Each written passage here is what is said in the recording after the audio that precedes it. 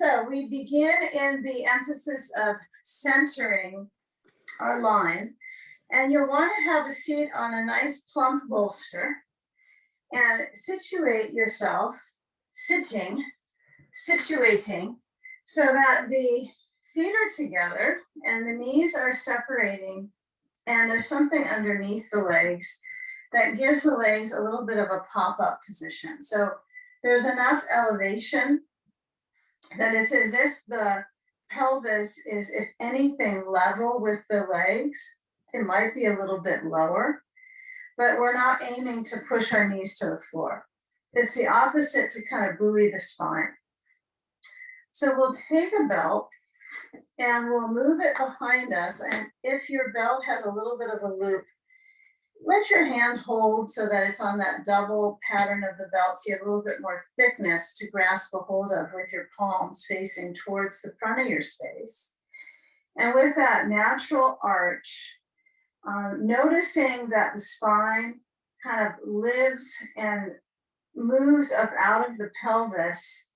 However, when I'm in this shape, I feel a lot of ribs and shoulders and a little bit of calamity in the shoulders. So my emphasis in this beginning process for your spine is to let the arms be as low as you can reach them, as if you're trying to get your knuckles to the ground, and then still holding onto that belt wider than shoulder width apart.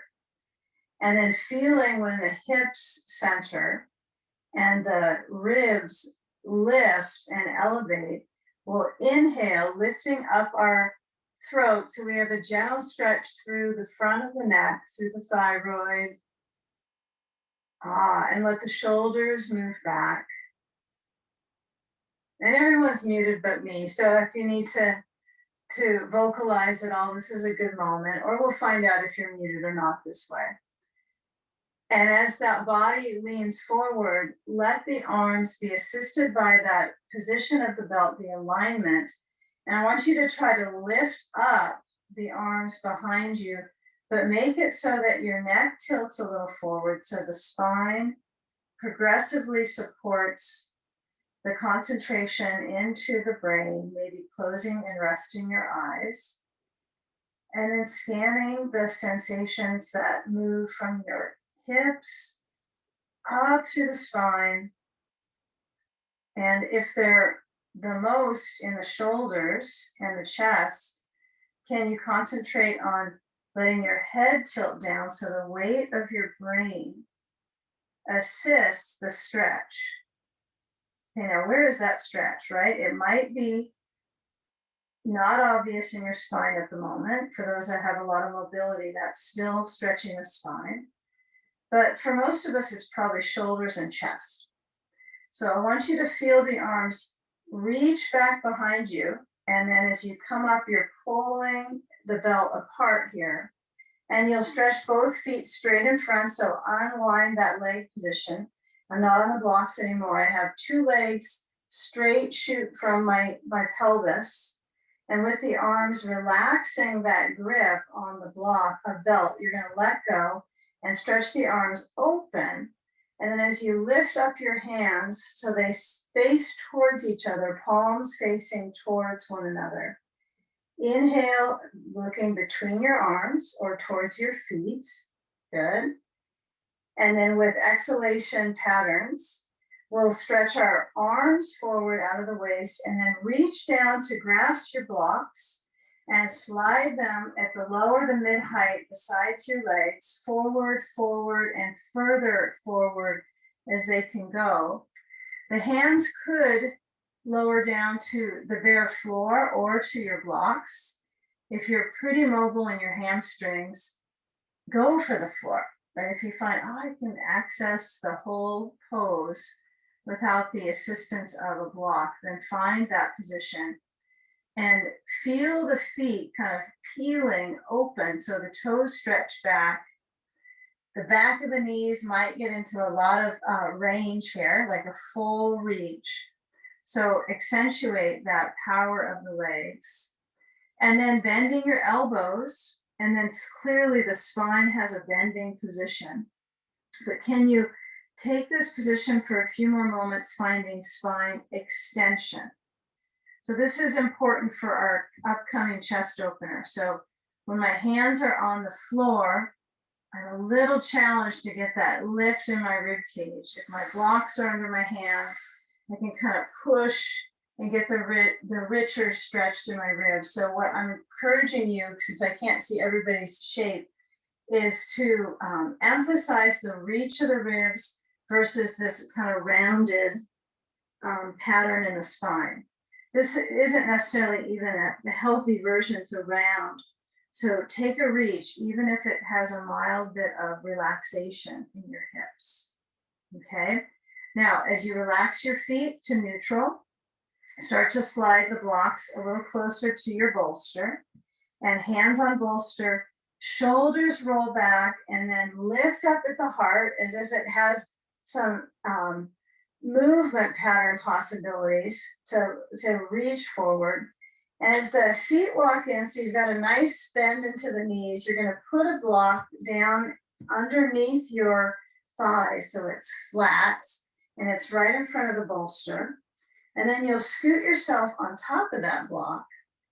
Feet step forward, they widen their stance to help your spine. And then you carefully craft that cat shape, so the rounding and lengthening spine. And as you lower down onto your back, you want to have as much of your block and your bolster supporting you. So I'm scooting myself a little farther down towards my feet. So then when I arrive on my bolster, if you're using the bolster, I have my head on the blankets, so I'm quite supported, but there is this lift, right? And you probably have your belt somewhere underneath there. So grasp onto the belt, place it overhead, and then a sandbag goes across the upper thighs. So we'll reach our sand up. We'll take care to bring that to the front of the thighs. And then if the knees want to stay bending for a little bit longer, that's completely acceptable in this version. And if you can lengthen your legs and feel comfortable with that shape, stretch down through the thighs, and then reach back and grasp a hold of your belt. Open up the arms with the grasp of the belt, however it works for you, whether it's mild gripping, but it really recruits the circulatory depth in your lungs. So that's something I like to emphasize, is the circulation deepening in your lung force. If anything, it will help your breathing and also kind of brighten the mood. So if you have your feet stepping a little farther apart, taking everything into consideration to help you feel comfortable. This is about feeling circulation opportunities to restore that inner space. Relax your eyes and let's assess the movement of breath. And let that inhalation simplify, filling the body. And the exhalation calming. And a very open position versus narrowing. So even if you're on the ground space without a bolster, if you choose that option, you still might consider the sand on the top of the thighs and almost a span, like pinnacle pose, right? Or some people call it, there's different names of it, but you have kind of this X pattern with your arms and your legs. So opening and spine centering, a few more breaths. Relax the thighs. Use the props to support your circulation.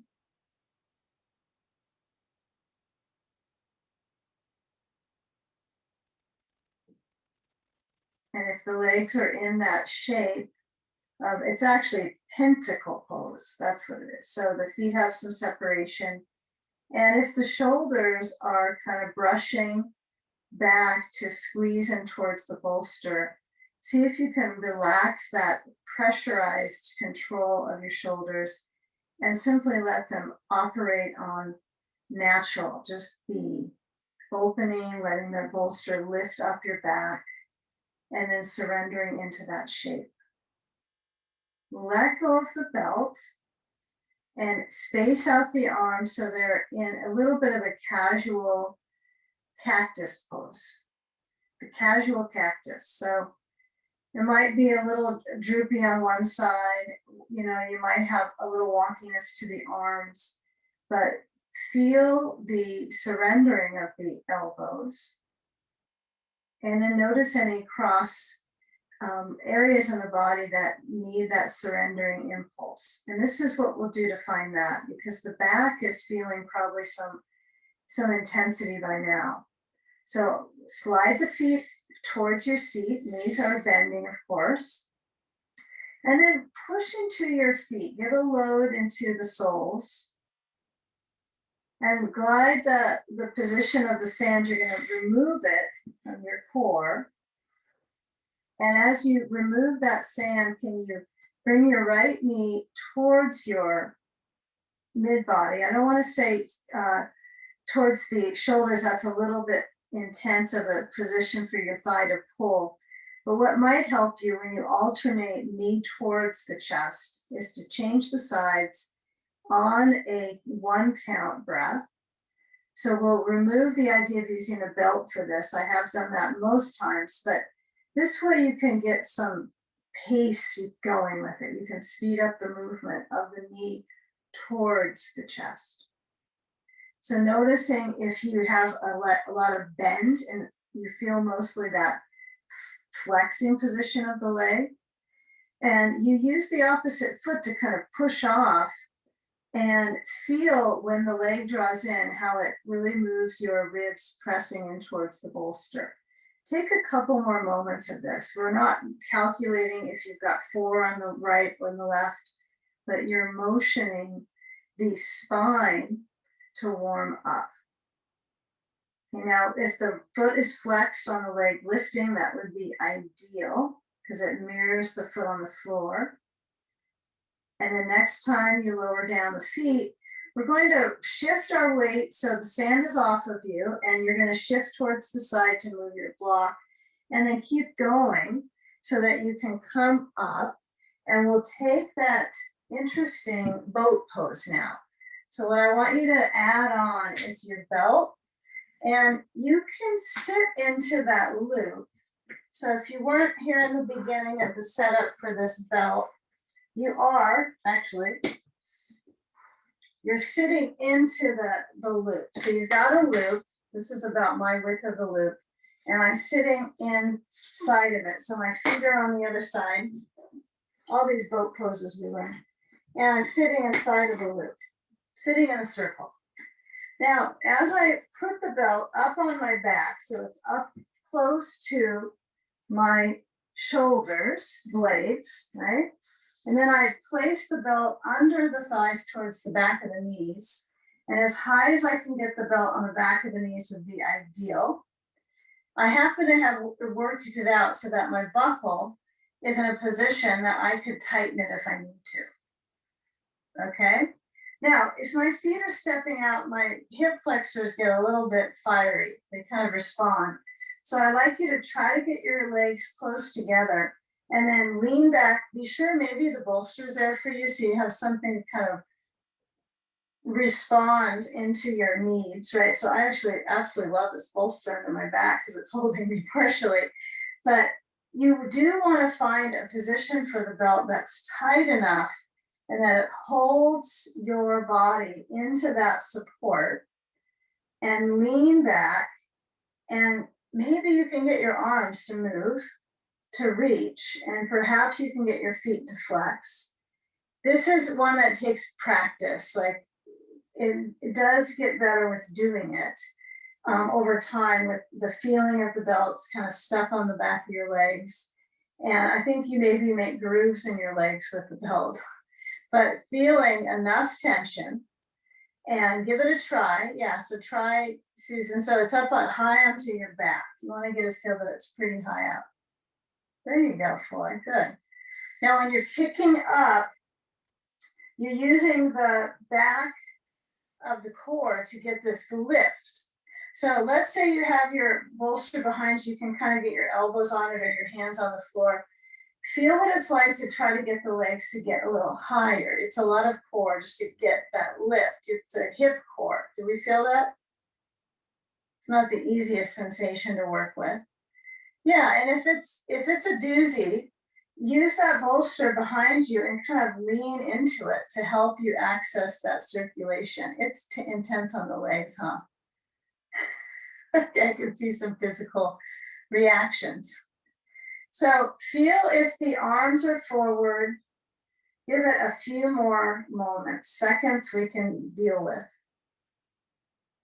Okay, now bend the knees, okay, and feel the resistance point, which is really firing the front of the legs, so that's where you're strengthening far down to your legs and your core. And then when you start to lower your feet after getting that whole thing rigged up, you hope you have something more to do with it. You're going to shift your hands, hold the back of your legs firmly, and then pull yourself up, but really use your arms now as if the bell has nothing to do with your experience, and work on simply sitting up and feel a little bit of the arch in the spine, like you're trying to get your spine to reach up from the heart. Lower down your arms and slide the belt aside enough that you can tilt your weight to your left hip. And we're going to come into a side sage pose. So you can put your belt aside and get a block and a ball if you have. And you'll put the block on the other side of the blankets. So I'm kind of tucking everything inwards to my center. And if you use a block or a ball on the inside of the right leg, I want you to also get your sand and lift it to your side. And we'll come into this one for several minutes. And also we'll get a little time in the position just to even get into it and then arrive and process. So I have the sand across my side, or you can turn it lengthwise. But as you lower down, ensure that you have enough height under your head so that you can properly let the side to the back of the brain find a resting position, and then reach that right arm over. Good. The hand overhead touches either the block, or some of us like to have it a little more spatially releasing, right? So the destination is not clear. So the hand could be moving the ribs open towards the ceiling, or feeling that touch down on the block. You know, once you have achieved settling, which is an achievement on its own, you'll notice that the weight in your hip is different on each side. So experiment with the in-breath, filling the rib cage and centering. And filling. Now, if the filling is most conscious with your nose and not necessarily your body being breathed, this might be an important moment for you to explore the ribs and that expansion, not just expansion that we work with in the lungs, but actually in the rib cage. And relax your head on the blankets. And everyone will have different things they need to modify on all these poses, whether it's the placement of comfort for your neck or your shoulders or your spine or your back. So modify and use your props to support you. Okay, so a few more moments here, working towards that reach through the side layer. Enjoy side reaching. Expansion and settling. It's like you're trying to create this spacious home, like your inner space, to have a little bit more room and comfort through utilizing the practice to access these opportunities.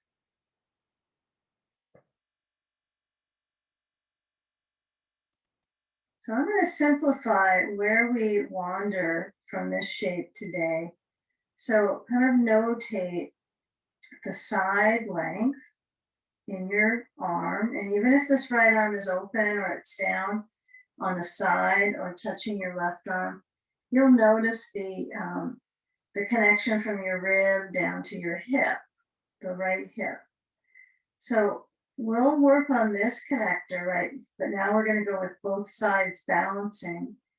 As I mentioned, when most of us were arriving, the focus today is center line, a lot of middle path work. So as we work our way to turning down to that left side, you might move your sand away. Keep it close. And then rotate so that as you turn, you push into your bolster. And then as you lift up, I want you to take your knees together. Don't tape them, but take them together. You'll be working towards stacking up your props to make your spine really happy. So you'll take your block away, you move your blanket at the base so that it is propping up your bolster. And it could be a rolled blanket, it could be flat. And then I'm going to use my blanket at the top and make it in a nice big kind of heap. So it's not just a quarter fold, but it's a quarter fold and then double. So I have enough height for my neck. And then the one reason I have that up is because my bottom blanket's pretty flat. So if you have your bottom blanket rolled, then you're a little bit higher than I am. So when I turn to sit in Supta Baddha Konasana, I take my blocks under my legs. Even if I'm pretty mobile, I'll use them. And then I'll add my belt. And I'm not sure if you unbuckled your belt from that boat pose, but let's say you didn't. Buckle, make sure it's in a loop, and then overhead, all these prop patterns will certainly strengthen your coordination. So when you wrap the belt around the top of your foot, bring the belt so it's snug on the ankle so you can kind of work the feet a little. And then you'll tighten that belt all the way so it's onto the scooped to the eyebrows of the buttocks. Don't scoop up your whole rear with the belt, but push it down a little bit so that it will help work on the adductor into the rib cage. And your sand is nearby. So when you release back on that height, I know it's almost as if the blanket under your head comes a little faster than you expect, but take that support. And maybe your back is really close to your bolster. Everything's kind of tidied together. Feel that support. And then add some sand across the ribs or from the heart to the belly. What feels right at the moment? Is it to bring the sand from the center, the front of the spine? Or does it feel more comfortable to have the sand across? Right, so that's something to notice with your breathing muscles. So you might hold the sand in either of those directions and then take a deep breath, kind of fill it up. And noticing what direction is the most comfortable to breathe with, because the sand will challenge your lungs. So you will likely want to find a direction that you can center your elbows down. And there's no cactusing going on here. Your arms are either pretty tidy in towards your sides, so your shoulders are moving back, your heart is open, or your arms kind of float open. Right, the whole arm piece reaches so the front of the chest out through the wave of the palms is softening. And feel the movement of the belly. And any of the experiences you've had up to now, sometimes this pose can kind of solve the sensations into feeling well. So you're pulling in the breath and centering the heart, feeling the knees motioned open.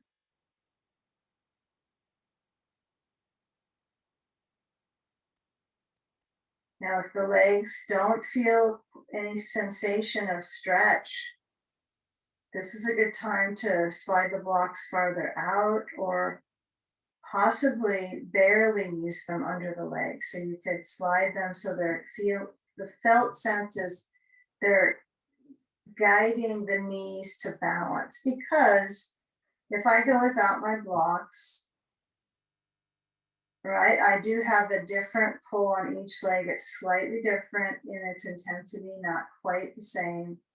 So the blocks can help you find balance. And it's also not really important for us to overstretch, right? We're not going for that agony. So you might find that that could be a little tough on your sacroiliac joint on this pose, right? If I aim the knees out and push them towards the floor. So I just kind of let them lift so there's a breath basin in my belly and my pelvis. Now, move your arms open and back behind you. If you have that freedom with your arm space to move and reach, take that reach behind you and bring the hands together, because that seems to be a mental focus when I think of reaching is with my hands. That's like the first thought I have with reach. So when you interlace and turn the palms to face back, feel where the neck is releasing. So there may be a little bit of a chin drawing down.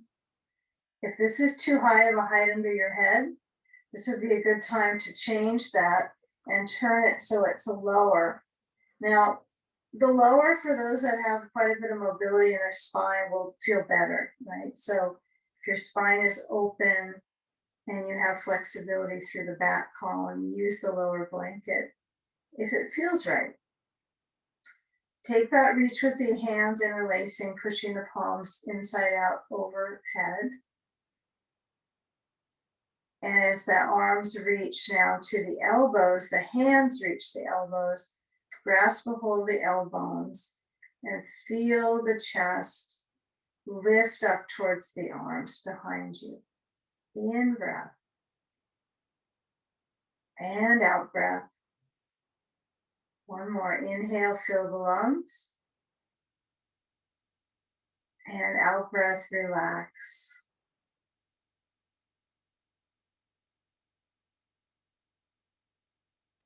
Now, if you have not changed the arm crossing, this is a good time to be sure you do. So you have both crossings with the arms.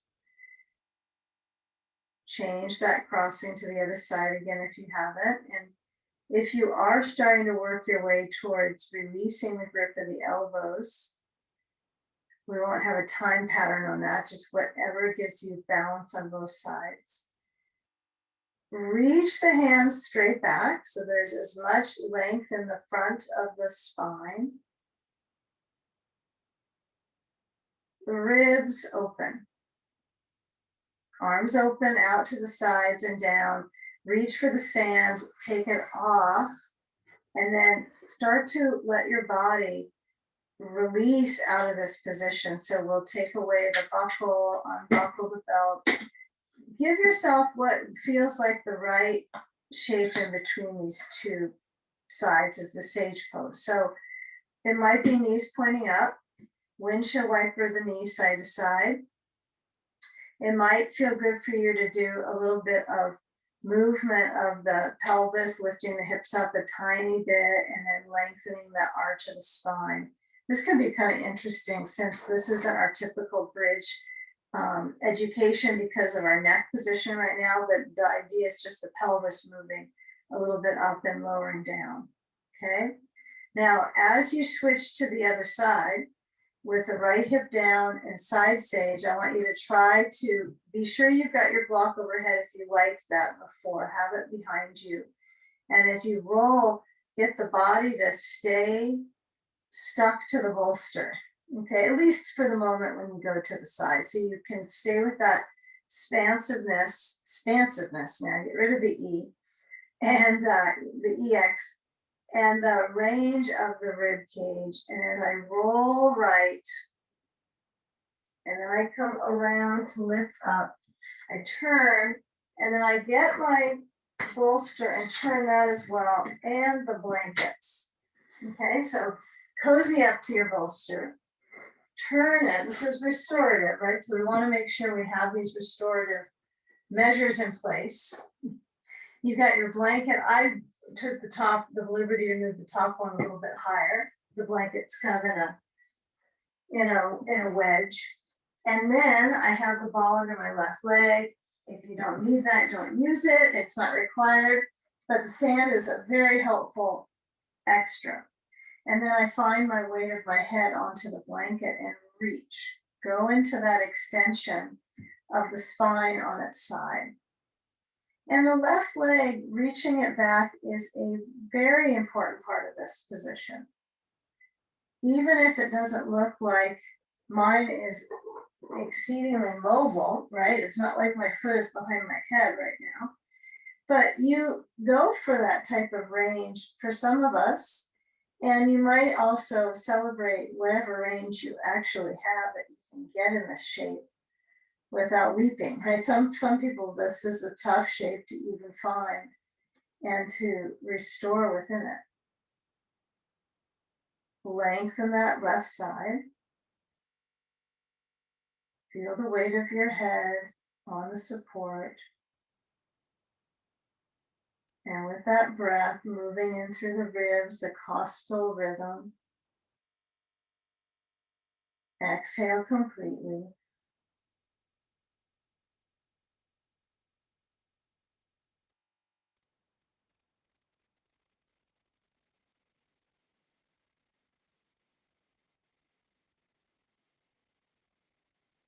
Lengthen the side. Let your body energy spend the time to get the side mobilized. This is a big part of this shape, is the side piece. It's a side pose.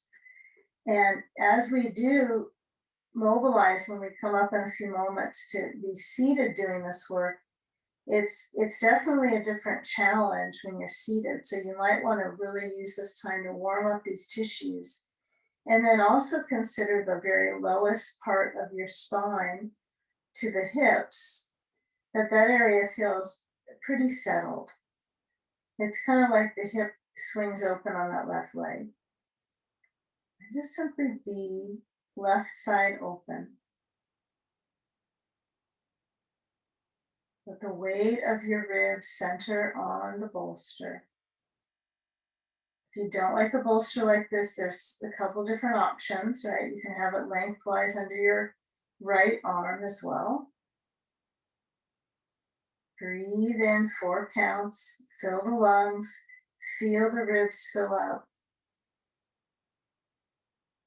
And how much air you get in your lungs depends on the movement of the ribs, right? The intercostals, the muscles between them.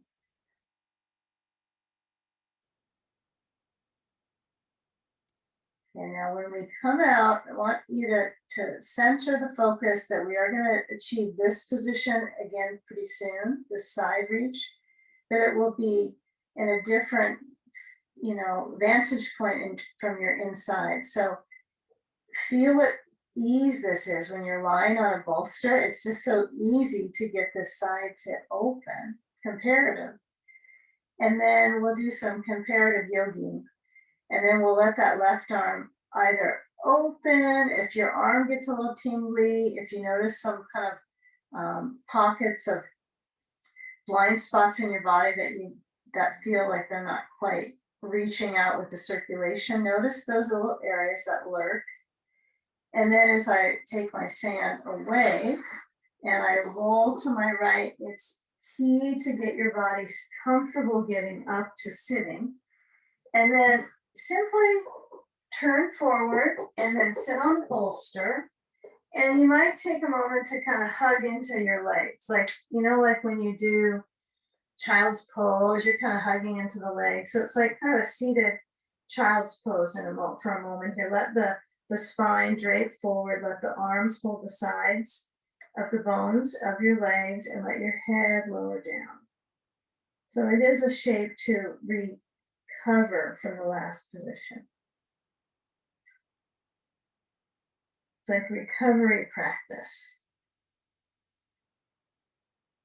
Okay, now interestingly, we're working with flow now, flowing practice. So we'll reach our hands to our ankles and then pull the ankles in and the feet together like we started, exactly like we started.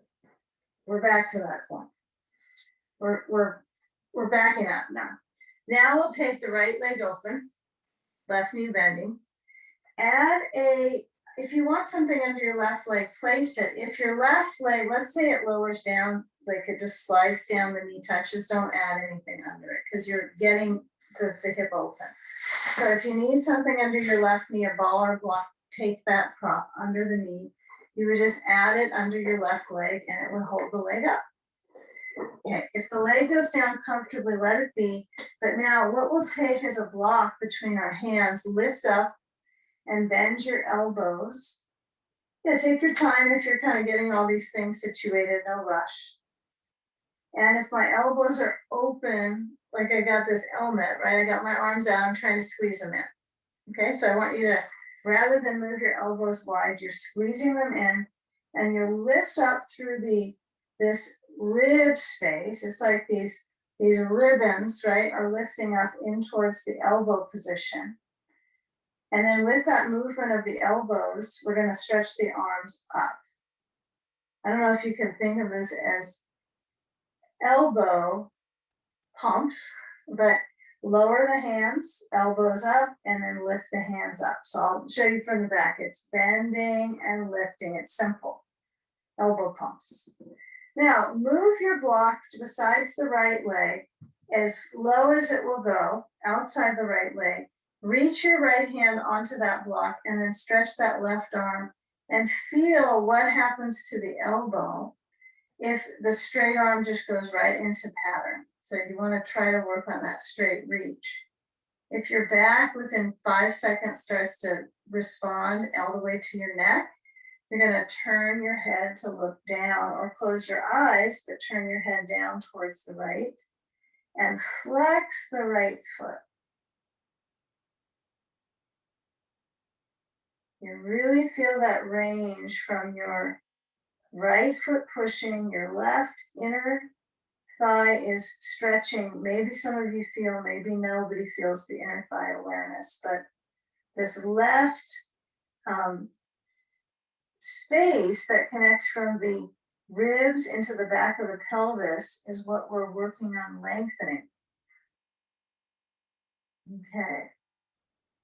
So let's keep with that. We're going to reach the left arm behind the back. So actually the arm feels like it relaxes. Okay. Feel if you can get your knuckles on that left hand. So the hand is to your back. Kind of creep the knuckles up on your left hand towards your right back shoulder here. It's not going to go to the front shoulder anyhow. Okay. So your left elbow is kind of pushed out to the side, but let's let it be as organic as possible. So nothing that you're trying to do that's not natural for your arm, okay? Considering this is natural, huh? And now with that reach down with the right elbow down, sinking, breathe. And then we'll take a spinal twist. So you're going to lift up center and then turn to your left and bring the right hand to the left leg or knee and left hand back on the blanket. And as you twist, try to find that inner spiral moving up all the way to the front of the heart. So if you need to rewind your shape and repeat and kind of feel, how do I get there? I lift up through my spine. Try to let your spine hold you up and then rotate. Good. Let the right foot push through the heel. Feel the belly, basin move with the breath.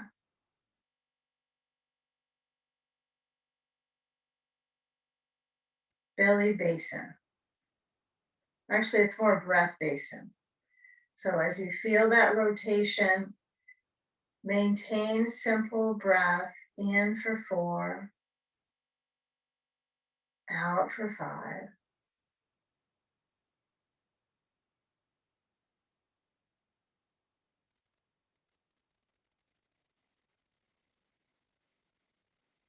Good. Now, when you come back through center, what we're going to take is a moment where the right leg crosses in front of the left. We are going to prep for some hip openers.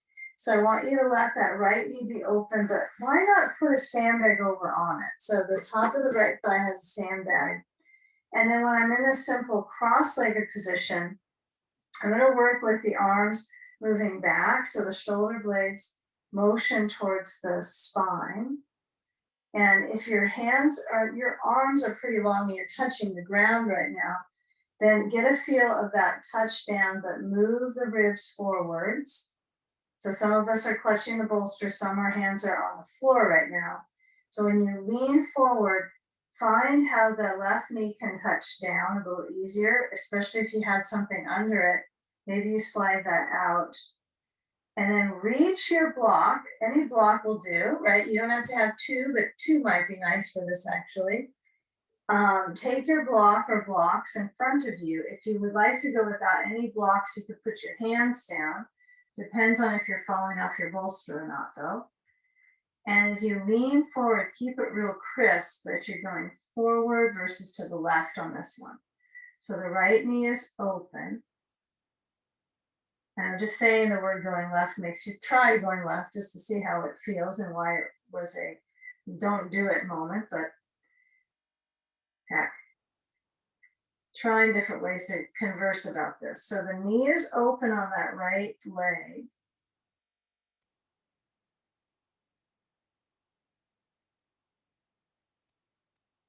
Okay, so when you slide your hands or blocks back in towards your legs, you're going to come up and move your sand off and move your blankets from behind you very close.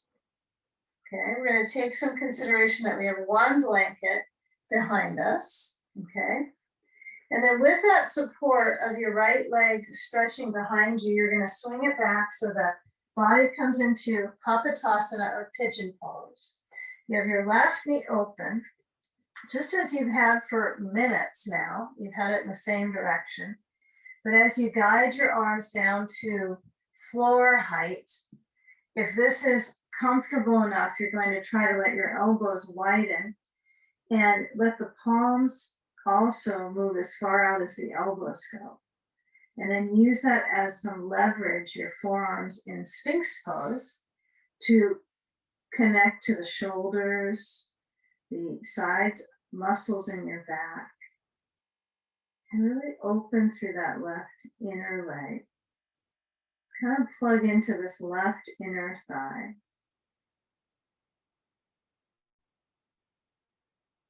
Breathing. If the belly easily moves down because of its gravitational flow right in the moment here, feel if you can equalize that pull in the organs, because it's a downward pull, by feeling your elbows press down. And if it's hard for your back or your shoulders to get that position of your elbows pressing down, guide them in closer under your shoulders. And then feel your spine move into rounding and extending. So most would consider this moving from flexion, like a cat pose, into extending, arching. Okay, now if there's very little hip feeling that even like tractions when you do this, like glides, then it's just, you're not ready for that. So that's something I think I'm now starting to discover is this left hip feels like there's some movement there. It's not just stuck. Okay, and this is why I want to add some movement in a little bit of hands and knees work before we get to the second side. Okay, so hopefully that will be well received. So let's feel what that is. So as you slide your hands back towards your leg, You're gonna reach, in fact, we'll go into, what the heck, we'll go into fire hydrant pose. It's a good one because your left knee is open right now. So it's not any different when you go to fire hydrant. It's just that your hands are you're using your arms to hold you up. So if you're concerned into the elbows, if that worries you, you want to get on your elbows, that's okay. But when you hook your toes on the right foot under, you're going to use that leverage of your mid body, right? This control. If your wrists are already a little tired, you'll need to come back and get on the elbows for this. So as you come up, lift, and then bring your feet kind of close together so you can start with that supportive angle. Kick the left leg up behind you and then pivot so your leg is in pretty much the same angle as it was in the pigeon. I mean, it's not that much different, otherwise you'd have your foot here in front, but you're trying to drain through that left hip. So you'll try to get your leg to lift up and turn open. But the hands are pushing the floor away, so the sideways gets to lengthen.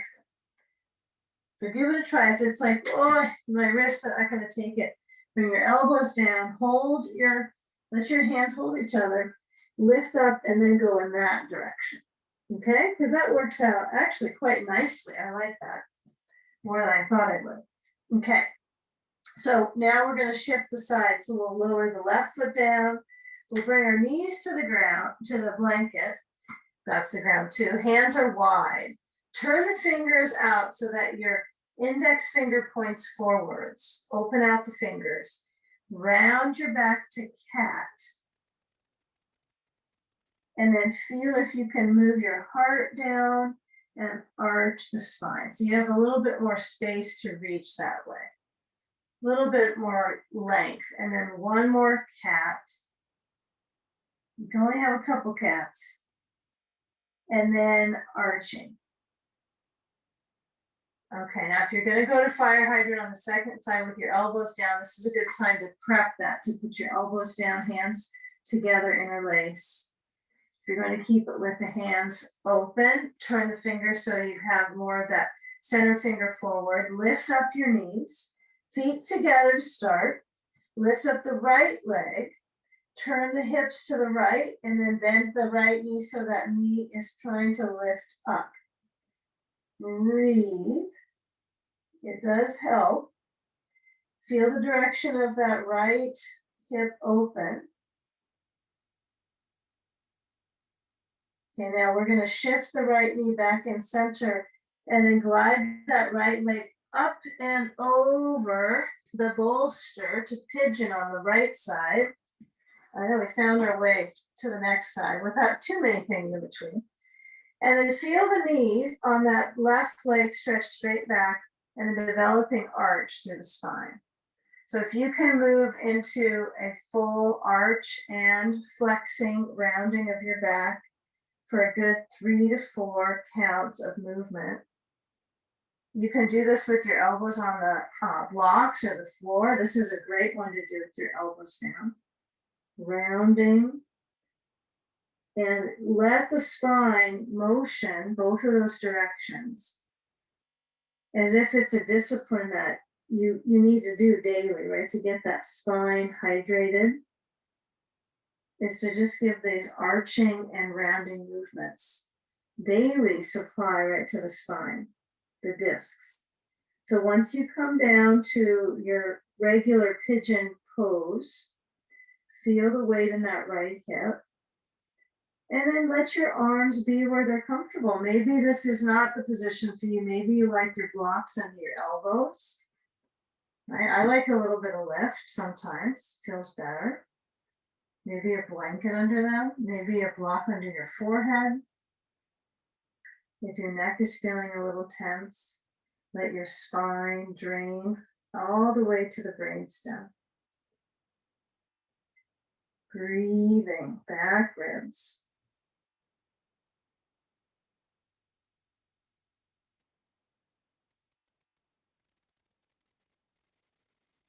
That right inner thigh might feel a mild stretch for some. For some of you, it might feel like it's all around the glute and the hip, the outer leg. So noticing how the weight shifts forwards.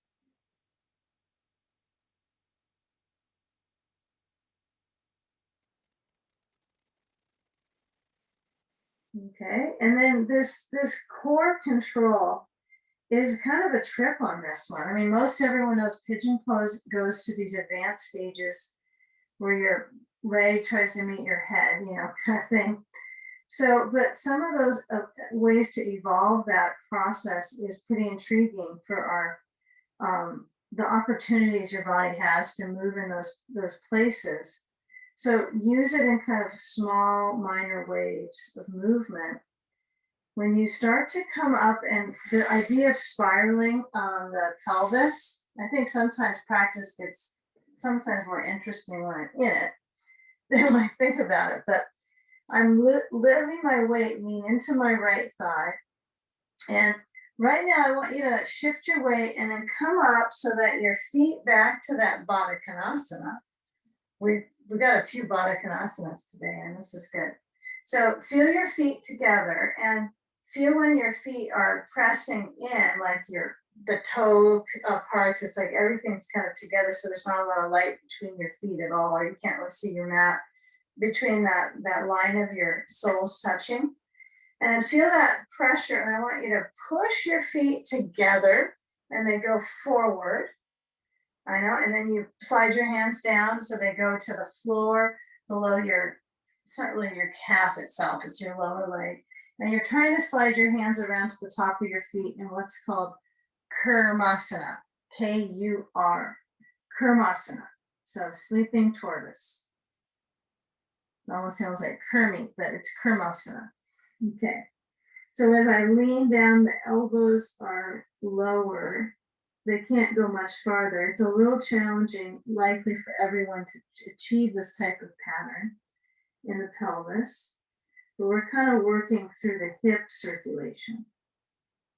So if the soles of the feet don't touch anymore, like the big toe part of the foot is open, that's natural. That's what we want to have happen. So the feet kind of are held by your hands. They kind of scoop them up. I don't know, can't you see a tortoise flowing through the sea with scooping up its feet? I don't think so.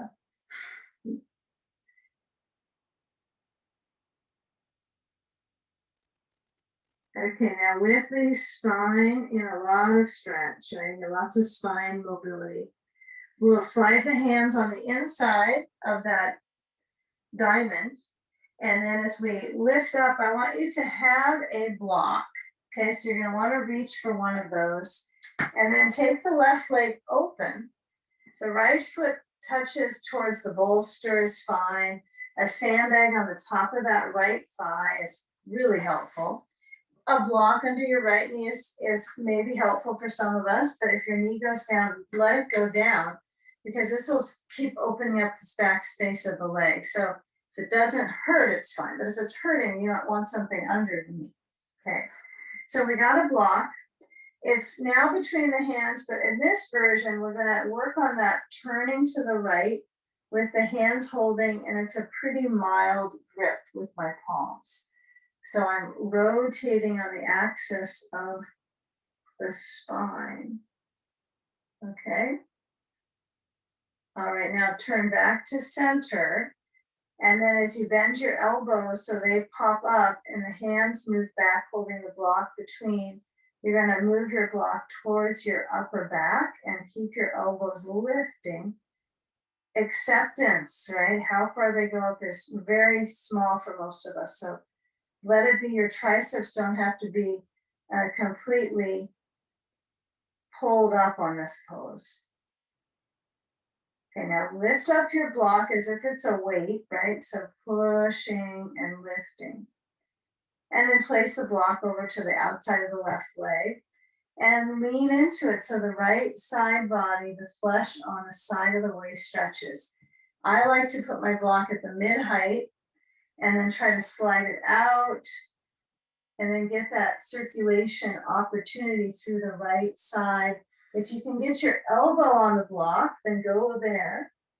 But as long as you're not feeling like things are kind of creeping into small quarters in your back, you want to feel like things are opening and spanning. So if you start to feel you're compressing your side down further, then you want to get that block out and work on that expansiveness. Okay, so get a few more breaths here with this arm reaching now to your back. So the knuckles are to your back and the waist has some sensation and rotation. Breathing, torso.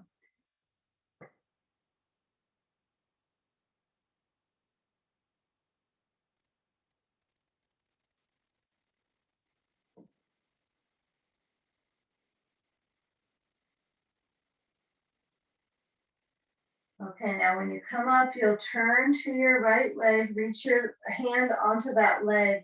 Anywhere it ends up is best. So whatever's natural. And it might be that your chest is part of the twist, like it might get stuck. Your arm might feel a little awkward. So what I would work with is trying to get your waist to turn and get the chest out of the way. So you're using your muscles. Now my right hand could be on my back. This feels really helpful for my spine. It can also be on the blanket. It's a little low on this one, so I might have to wad that up. But find the support so that you're spiraling around and your spine is kind of, the shoulder blades are hooked into the spine.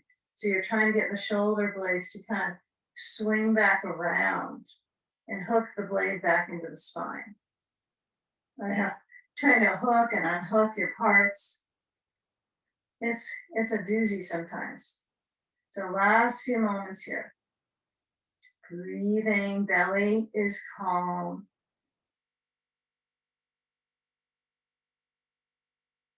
Now relax that touch with the left hand on the right leg.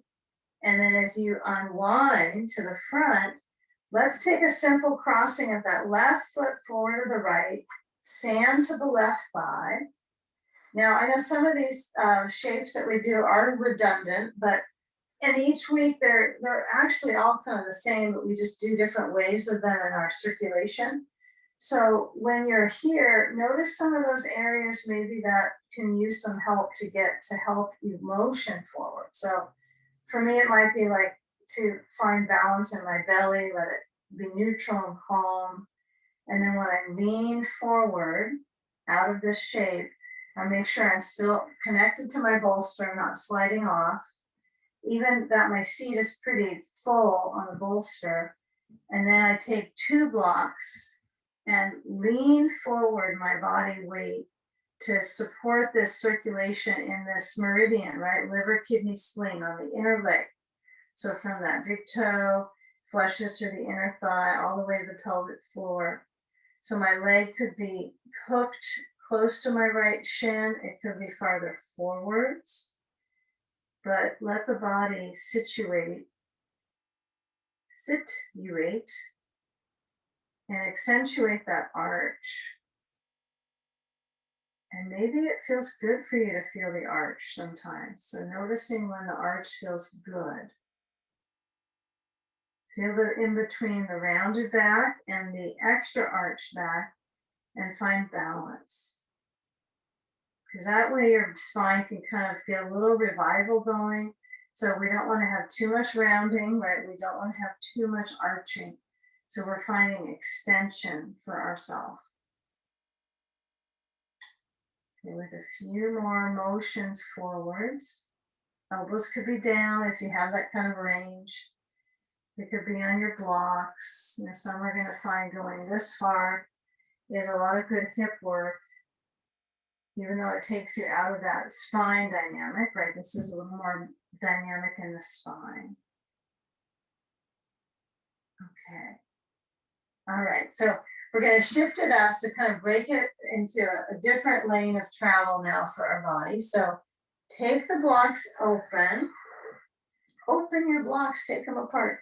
Haven't been able to do that. So I'm going to ask you to uncross through the legs and feel when the feet are forwards, and then guide your sandbag under your knees. If you've got a sandbag, it would be nice. I'm going to kind of wad my sandbag up. Massage your sandbag, squeeze it.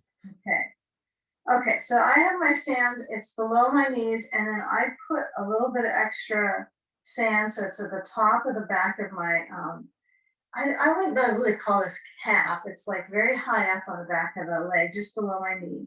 I would think of my calves as lower, but it is continuing that thread. And get your belt. Now we're going to work towards legs up in inversion. So I want you to really refine your sensation of your sitting bone into your calf muscle. So think of that like sitting bone. It's like not really muscle, right? We're not thinking muscle in a sitting bone. It's but it's connected to them. So when I reach to my feet with my belt, I have it unbuckled, and then I pull back with the hands pulling both sides of my feet open, right? They're together, but side by side. I don't think they can do anything different in this shape of my legs. And then I want you to pull yourself forward and feel that spine in its natural form of its 3 different curves. So instead of analyzing and staring your curves down, you're working on promoting those elbows by your side so it feels kind of robotic. And as I pull forward, maybe my hands go farther down the belt because now I'm getting more of a stretch. But maintain the circulation in your legs and your calves are very bold. Okay, feel that cross stretch through the legs, and maybe your feet feel a mild stretch. It's always good to stretch them. You know, anytime they're not in little boxes, try to stretch them out.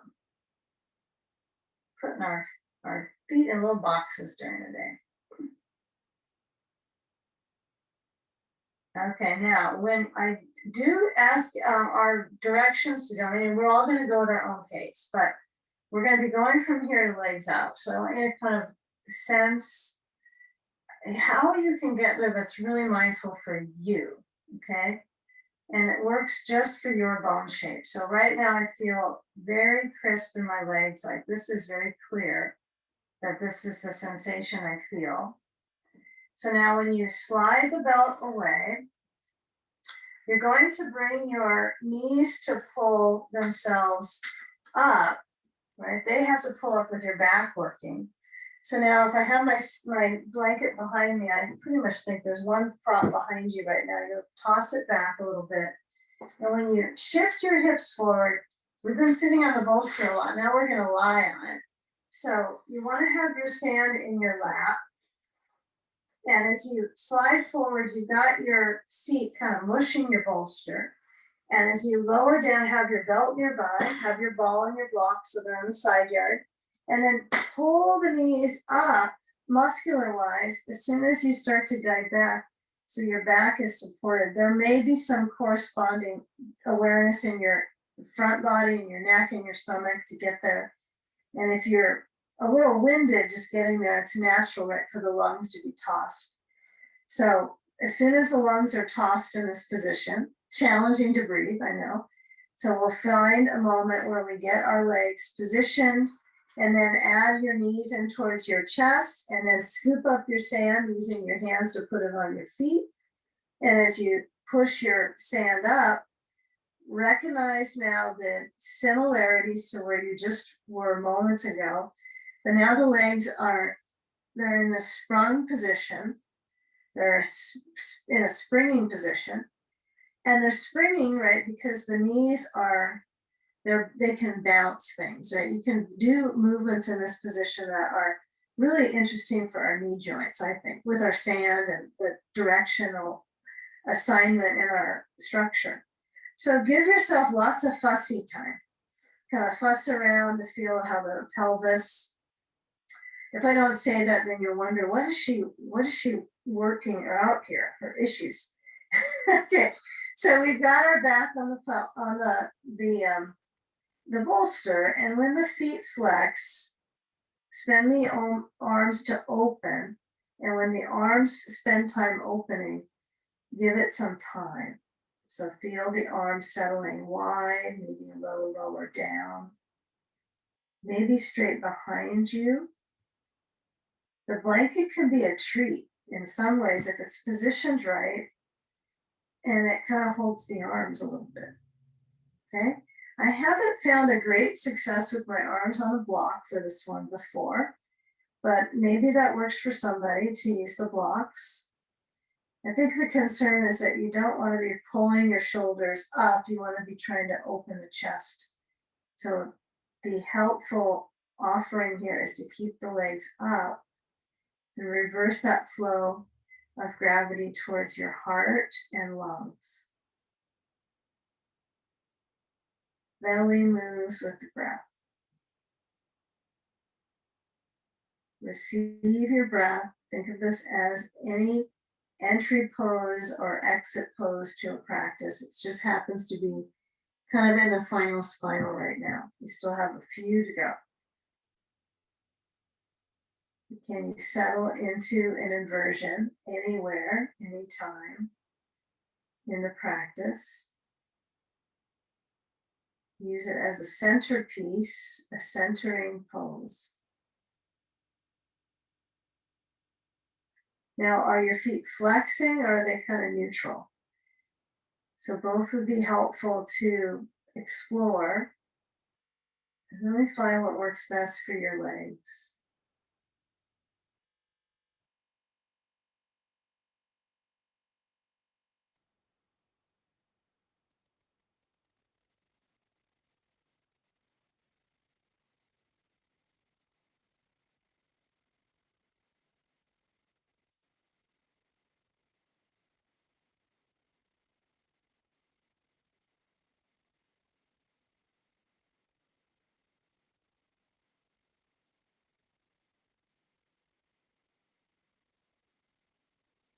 Now, with enough of the time that we receive in that inverted position, that gives us some moments to calm the circulatory pattern back to the heart, the lungs, and the brain.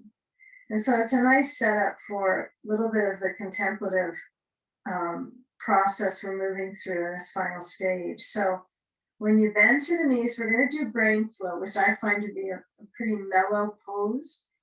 But when you bend your knees, you want to move your sand carefully to the left top thigh and then move the right knee to point in towards you. So you've got your sand on the top of that left thigh. If it's feeling like, well, that's my back was in the other position now, it's mobility could be challenged. So let's just say this was top on the back. What you might do is bend your left knee the whole time and not let the legs straighten. That's an option, or you can go without the bolster under your back and have the legs straight with the sandbag.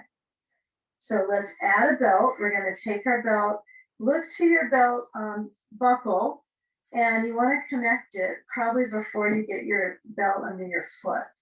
So you're already on a linked position. You want to link in. Okay, so when you link up your belt together, you got a wide loop. Have a decision made with whether your left knee is going to stay bending or straight in the next few seconds.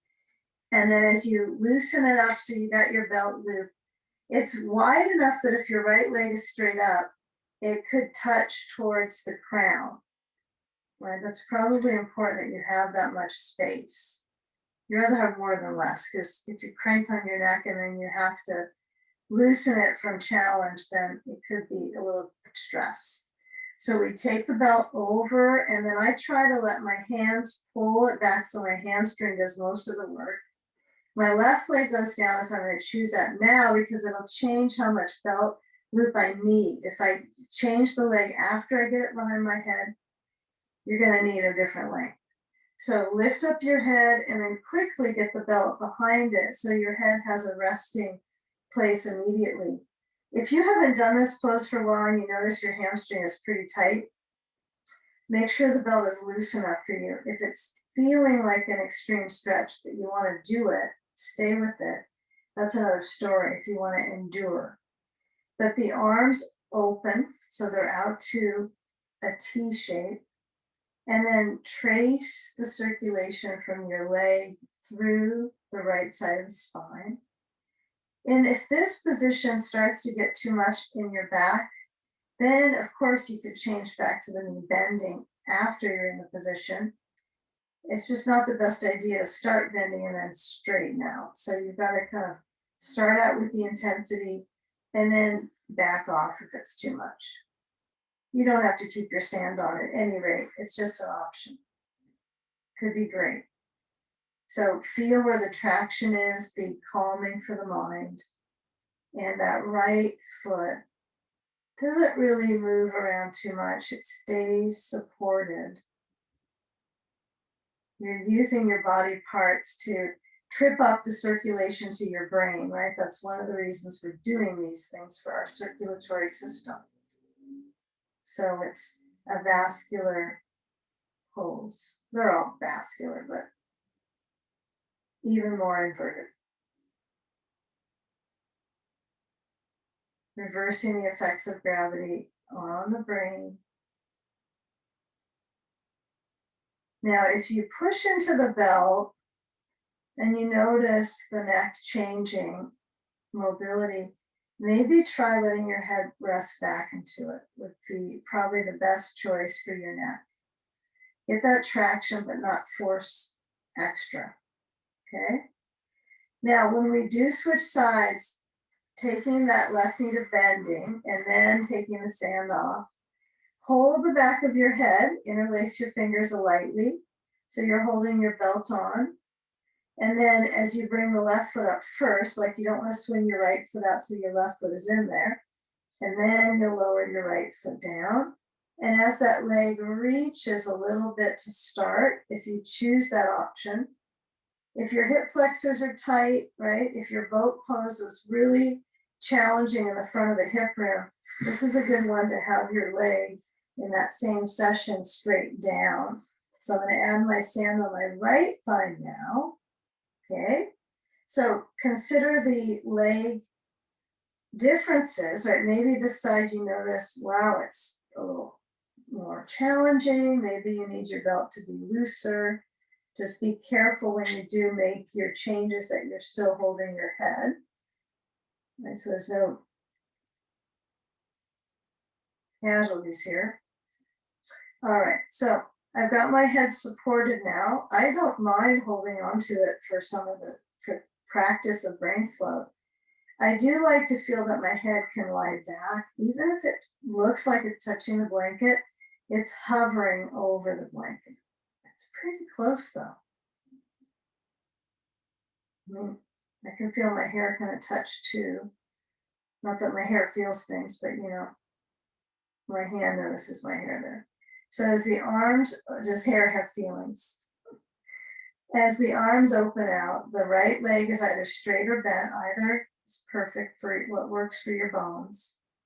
And then let the spine gently stretch into the neck and then settle the brain.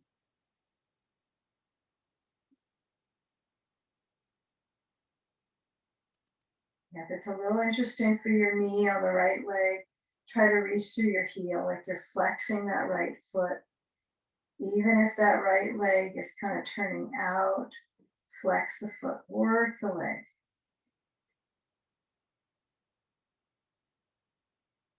Breathe. Remember that.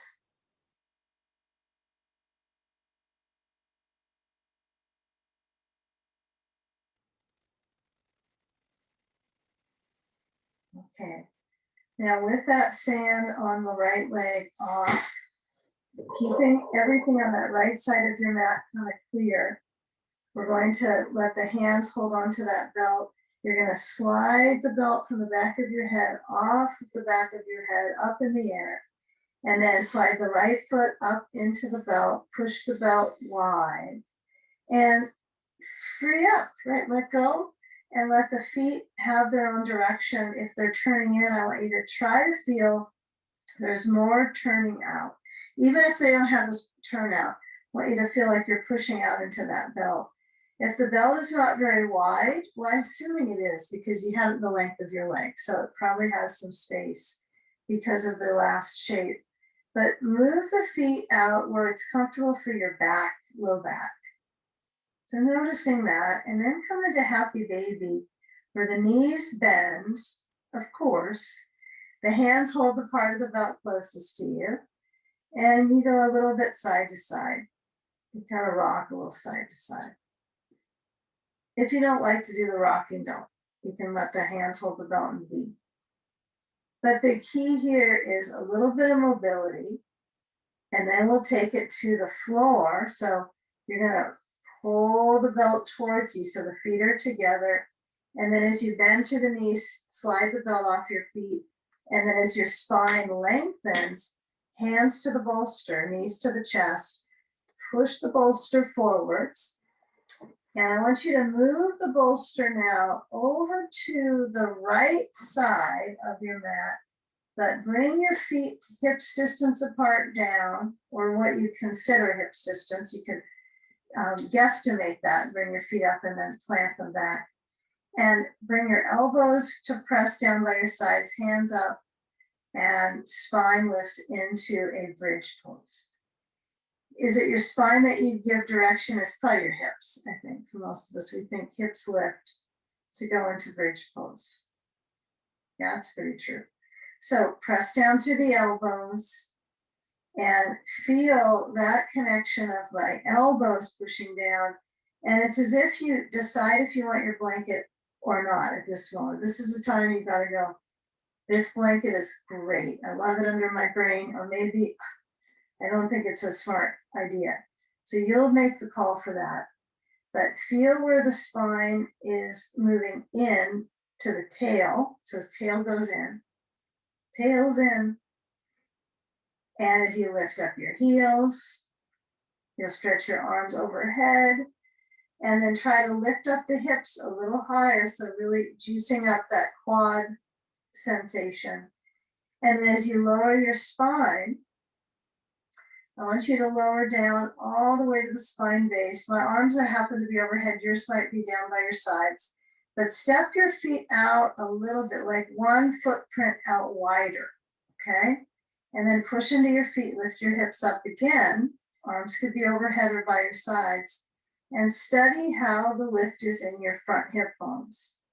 So we're gonna keep it real centered. So the length of the front of the thighs, the front hip bones are lengthening, but also your glutes have to do all the work to get you there, your rear muscles.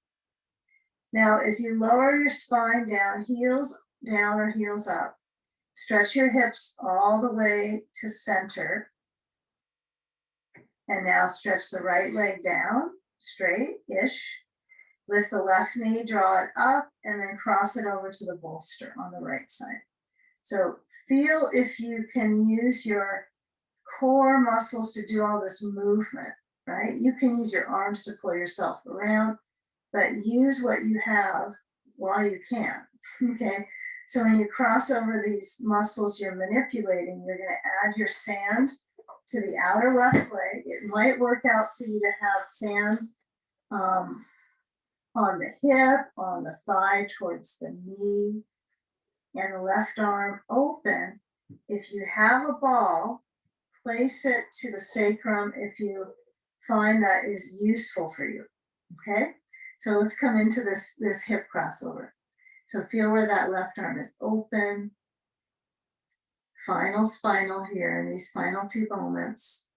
Pose shapes. We'll give ourselves several moments in this one.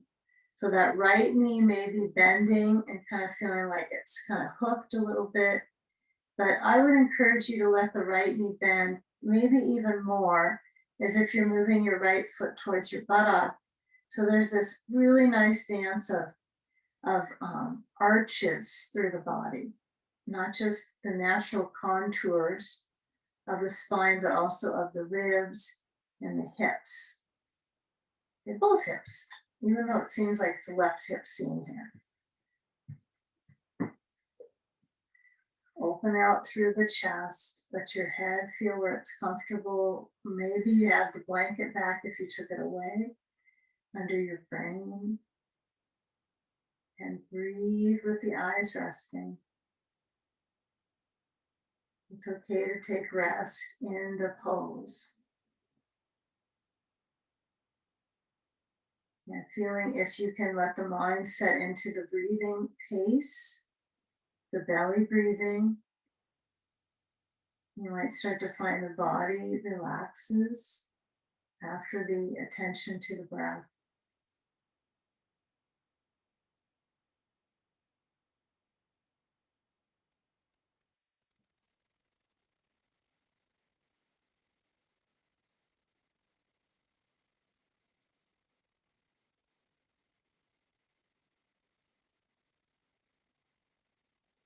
Now, before coming out, can you let the left arm slide back in closer towards your mat?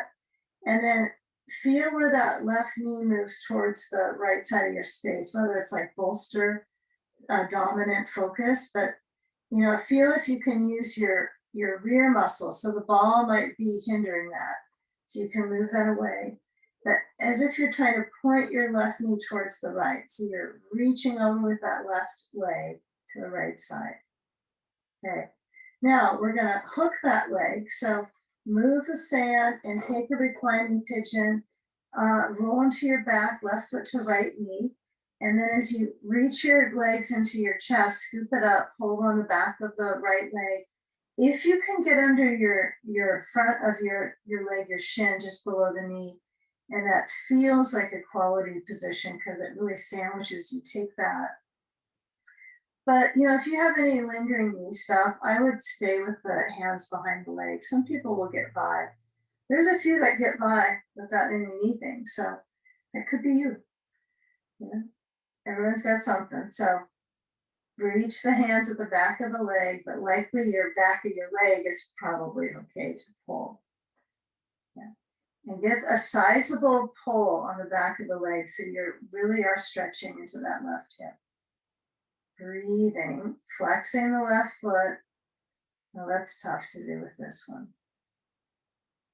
Right foot can be passive. Okay. Now lower that right foot down and switch the bolster to the left side. And as we complete this sequence, right, we want to find a good balance. So I'm going to shift my body onto the prop so the left leg stretches down. I start with a reach of my waist, but not much more than that. So then I can lift up my right leg and kind of swing it over. Yeah, let it be. If you roll on your left hip to get that leg crossing, go for it. Let things get kind of hydrated internally. You're feeling kind of everything's a little sometimes stiffened up, get that circulation. And then as you add some sand, it would be hard to drink water in this pose, wouldn't it? If you were going to add some hydration, this would be a tough one. Okay. All right. So we put that ball at the sacrum if we're using that, and the bending angle of the legs is in very personal. So some of us will have this right knee really bent up over to the left side. Some are going to let it slide down the bolster. So important to feel the destination of your leg. Maybe bend the left leg. I bend mine quite a bit. And then as my head turns to the right, that's when I let my left knee bend a little more and the foot kind of hooks up towards my seat. And then it almost feels just comfortable. So if we can finalize this practice feeling comfortable, that would be success. So let the shoulders feel where they're happiest, arms open or hand to the belly. And then situate the weight of your hips heavy. Belly moves with the breath.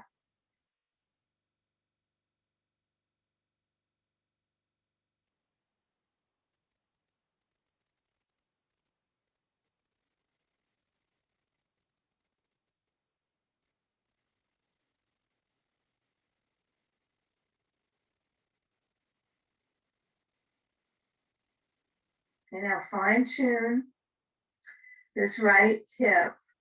One side might feel like the connectors are a little bit more intense, and one side might be slightly dull. So noticing those differences because it comes out of your spine, right? Everything comes out of that spinal column, the main axis of your being, right? So notice when you do move the ball and then the sand and you roll onto that reclining pigeon. And this will be right before a last position. So I want you to find that it's a calming transition. The right knee pulls up and then you really do roll onto the back and then move your knees in. And it's helpful to let the hands hold the back of that left leg and pull. Like give that strong pull. So there's a significant measurement of circulation, kind of the density of it. And that's an interesting thing to measure, right? The kind of the electricity, right, of the density of these stretches that we pull ourselves through. But then we're going to let the weight of the body and gravity just have us now at the end. So feel where that pull is in your right hip. Take as much time as you want. If you want to stay longer, I'm going to lead us into the last pose, honoring our time. So those that need to stay in this pigeon a little longer, stay with it. And those that are ready to set up for a final pose, roll to the side and take your bolster on top of a couple blocks. Put those blocks at the height that you can position your legs on top of the bolster safely. So for me, it's the mid height. I am not able to get my blocks high and still hold it. So maybe you're taller and you can do that. But when you have your blanket on top, see if you can make a good enough roll to that blanket so your calves contour. Well, actually, your calves don't have a lot of that. They're pretty jammed in there. So any way that you can get your calves kind of pushing down onto that roll, kind of the middle of the back of your calf, kind of separate it like you're trying to dissect it.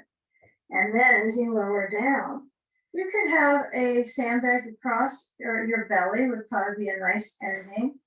And the belly motion with the breath in that basin is interesting.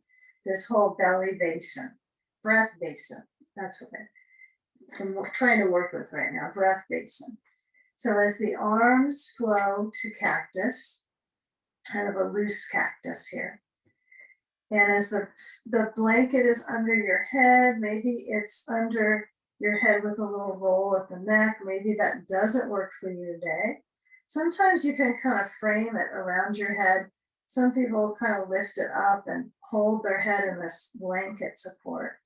So flow the spine down very heavy and let the weight of your body surrender on the props. Feel the heels float. Anytime you want to move that sandbag, if you want to move it a little bit higher, like right where you consider that diaphragmatic concentration to be, you could try that. And you can also move it as high up, right below the sternum. And then that belly area can just move with the breath without anything weighted. Feel if the arms are in a distancing besides you, that it helps your breathing to feel it's all integrated into your ribs, your chest, slowing down the heart.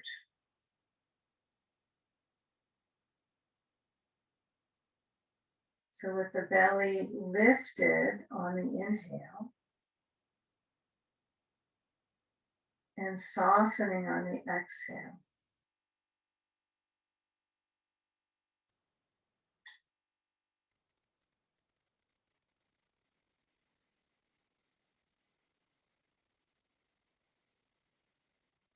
Enjoy breathing slowly, calmly, returning your body from all these motions to a still point. And you don't have to be still and tightening up here. You can feel the belly move. You can feel the circulation in your shoulders. Everything that touches the floor has some motion with breath, even the pelvis.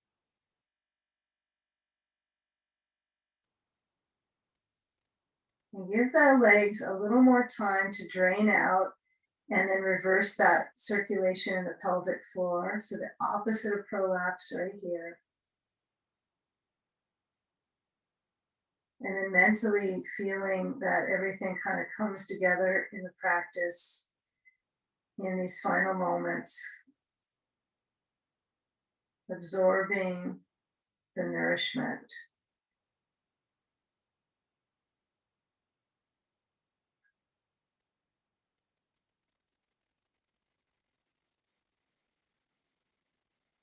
Now circle the feet. See if you can maintain that openness with the arms and the elbows through the hands. Circle the feet both directions. Enjoy that motion of your footing in rotationing.